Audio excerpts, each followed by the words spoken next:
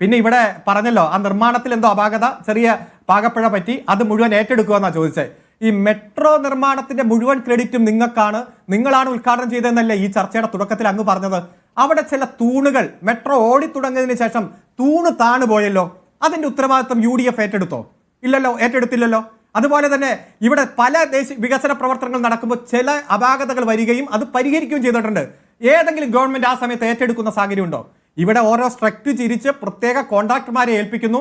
അതിലെന്തെങ്കിലും അപാകതയുണ്ടോ, ശാസ്ത്രീയപരമായിട്ടുള്ള പ്രശ്നങ്ങളുണ്ടോ എന്ന് national highway അതോറിറ്റിയുമായിട്ട് ചർച്ച ചെയ്ത് പരിഹരിക്കുമെന്ന് കേരളത്തിന്റെ മുഖ്യമന്ത്രി പറഞ്ഞ അത് തന്നെയാണ് മറുപടി. ഈ ഗവൺമെന്റ് 4 വർഷം പൂർത്തീകരിച്ച് 5ാം വർഷത്തേക്ക് പോകുമ്പോൾ എത്രയോ കാര്യങ്ങൾ ചർച്ച ചെയ്യാനുണ്ട്.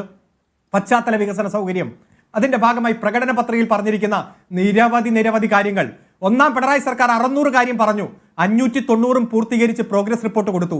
രണ്ടാം പിണറായി സർക്കാർ 2021 തെരഞ്ഞെടുപ്പ് സമയത്ത് 900 കാര്യങ്ങൾ പ്രകടന പത്രികയിൽ അവതരിപ്പിച്ചു. രണ്ടാം പിണറായി സർക്കാരിന്റെ 3ാം പ്രോഗ്രസ് റിപ്പോർട്ട് 2024 ജൂലൈ മാസം 2-ന് ഈ നാടിന് സമർപ്പിക്കുമ്പോൾ 900-ൽ 726 കാര്യങ്ങൾ പൂർത്തീകരിച്ചതായി ജനങ്ങളെ ബോധ്യപ്പെടുത്തി. ഇപ്പോൾ ഒരു വിജ്ഞാന സമൂഹത്തിലേക്ക്, നവകേരളത്തിലേക്ക് ഈ നാട് കുതിച്ചുകൊണ്ടിരിക്കുന്നു. ഒരിക്കലും നടക്കില്ലെന്ന് പറഞ്ഞ ഓരോ വികസന പ്രവർത്തനങ്ങളും പൂർത്തീകരിച്ച് മുന്നേറുന്നു. പശ്ചാത്തല സൗകര്യം ഒരു ഭാഗത്ത്, വികസന പ്രവർത്തനങ്ങൾ ഓരോന്നായി മറുഭാഗത്ത്, ഇപ്പുറത്തോ ക്ഷേമ പദ്ധതികൾ. തകർക്കാൻ പലരും നോക്കി.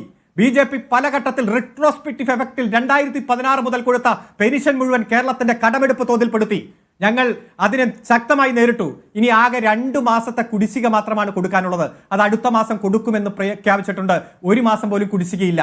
UDFന്റെ കാലത്ത് 32 ലക്ഷം പേർക്ക് 600 രൂപ വീതം 205 കോടി രൂപയാണ് പെൻഷന് വേണ്ടി 1 മാസം കൊടുത്തതെങ്കിൽ ഞങ്ങൾ 1600 രൂപ വെച്ച് 62 ലക്ഷം പേർക്ക് 992 കോടി രൂപ 1 മാസം പെൻഷനായി വിതരണം ചെയ്യുകയാണ്.